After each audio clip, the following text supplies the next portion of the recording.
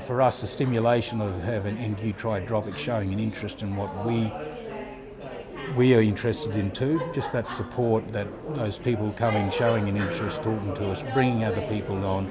It's building a community within a community sort of thing. We're at Glen Alpine Station, about 86 k's north west of Bowen.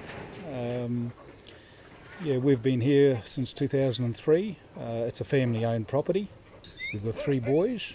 And for us, we wanted the country to have as a comfortable and rewarding life as what we do as people, and then having to run a business, successful business for succession for our family as well. One of the tools in the holistic management is ultra high density, and so we decided that we wanted to do that for a period of time to improve our country, improve our soils, and therefore create more life, native life, and also being able to carry more cattle for our business purposes. So that sort of leads us on to having to create a grazing plan. And to create a grazing plan, you have to create a infrastructure plan, and also, just as importantly, a time plan of just how you're going to put all this infrastructure in, when you're going to do it, and that has all got to marry up with your financial plan. So all this is, one is not sort of more important than the other. There are certain things that come before the other processes, but they're all in together. Unless you do all that, it's going to be almost impossible to sort of get a positive outcome.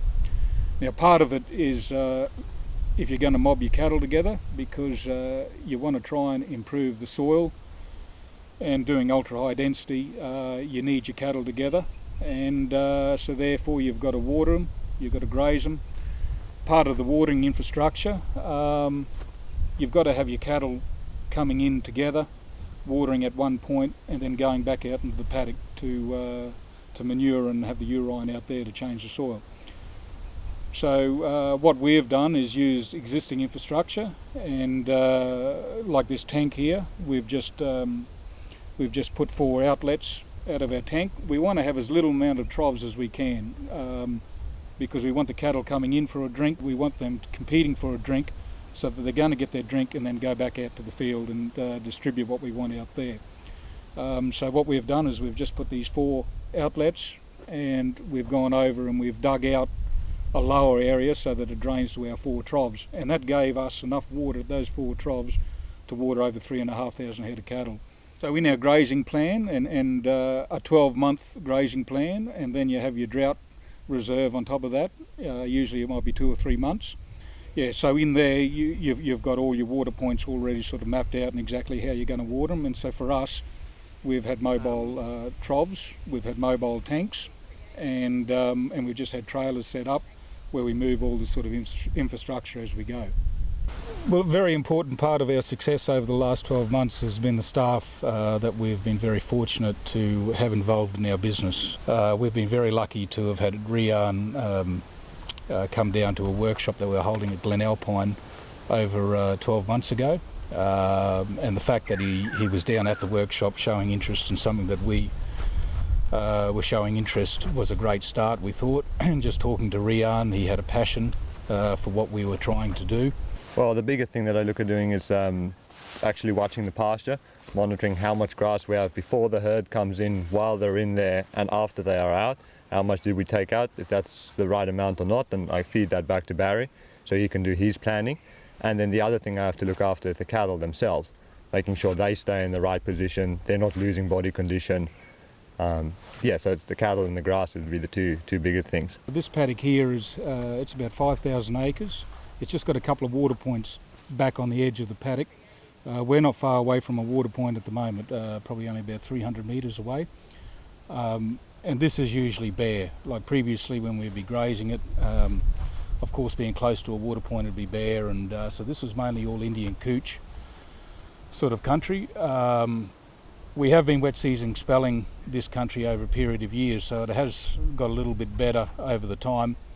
But last year we had the cattle on this area here for about a day and a half with ultra high density, and what's grown back is just incredible. Like underneath the trees here, we've got green panics, we've got some natives starting to come back with just one pass, and we've probably grown up around 7 or 8 times the feed with very little rain.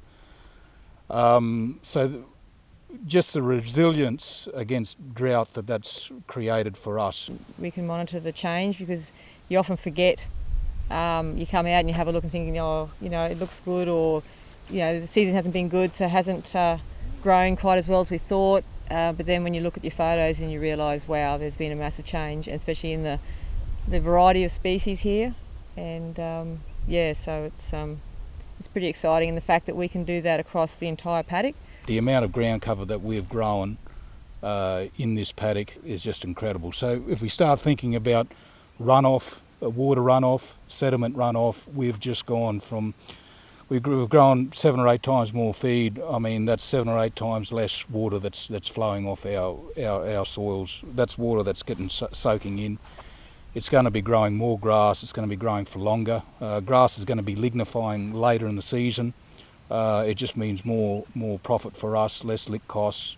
Cattle are going to be putting on weight longer and a lot later into the season.